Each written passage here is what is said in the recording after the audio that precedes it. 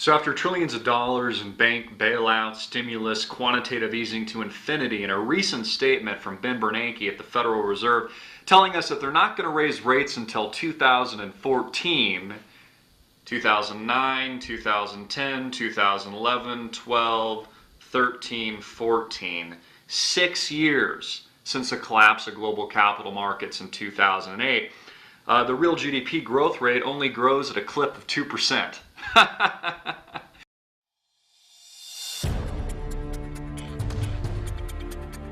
2% is as good as it gets. Housing's at a multi-decade low, has crashed for the 6th consecutive month, although we've seen pockets of the United States move and bounce around the bottom after losing about 90% of its value in just a couple of years.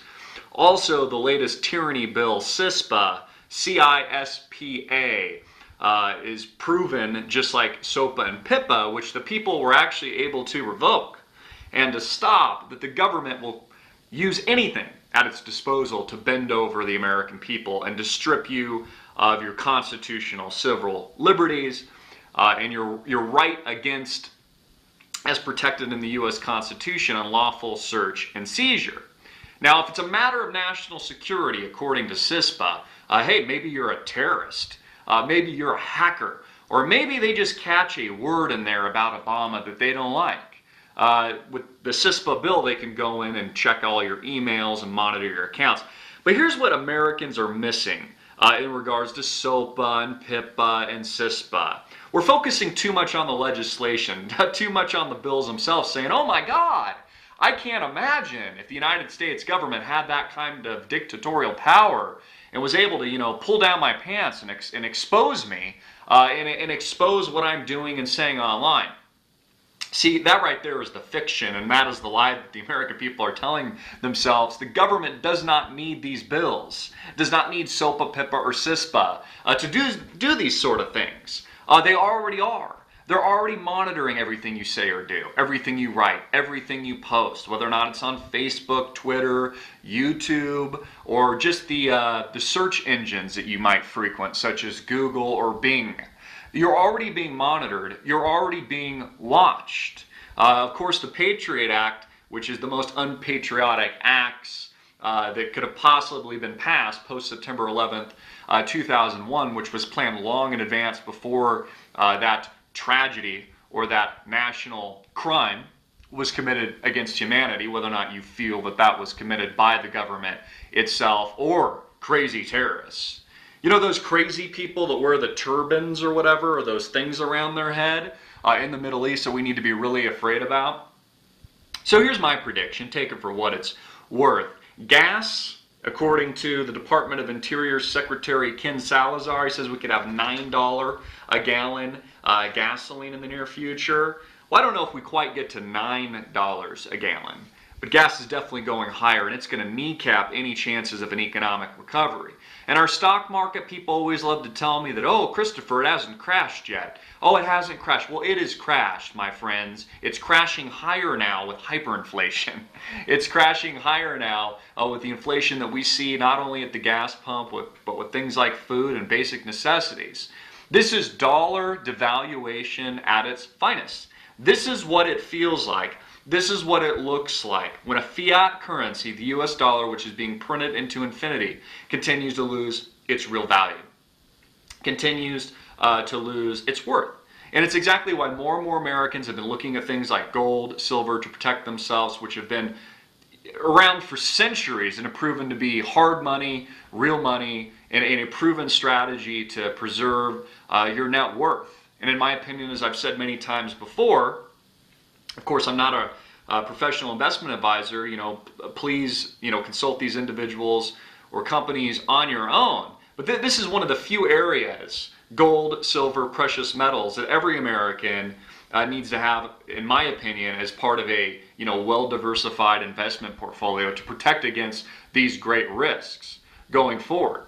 Now, that's not to say you put all your eggs in one basket, but if we know, and if we're living through now, inflation and a hyperinflation scenario in the very near future where we're actually looking at $9 a gallon of gasoline, or we're looking at food costs going through the roof where we can't even afford to feed our family. But then we're still seeing deflation in areas such as housing and everything that's tied to credit. Because remember, we've talked about this incessantly over the past few years, any credit instruments, mortgages, homes, educational expenses, credit cards, anything tied to the phony credit expansion, the fake wealth machine, has experienced and is experiencing rapid, aggressive, massive deflation.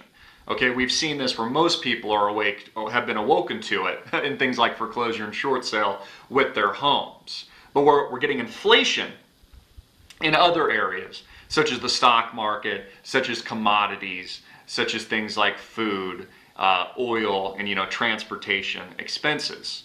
So the economy is being clipped. Again, we're only chugging along at a 2% rate right now, real GDP, with interest rates at 0% at the Fed funds, and throwing in everything including the kitchen sink. And what this is proving, and we saw this with the latest downgrade of Spain's economy, that is austerity is not going to work and isn't working in places like Europe. And if Greece and Spain and Portugal and Italy and Ireland are a model for the United States and a model for the sovereign debt crisis here in the good old USA, it's telling us something. It's flashing red lights, giving us the warning signs that there is no escaping the collapse at hand. There is no escaping the inflation and the potential hyperinflation that we will all be living through, a holocaust of sorts in the very near future.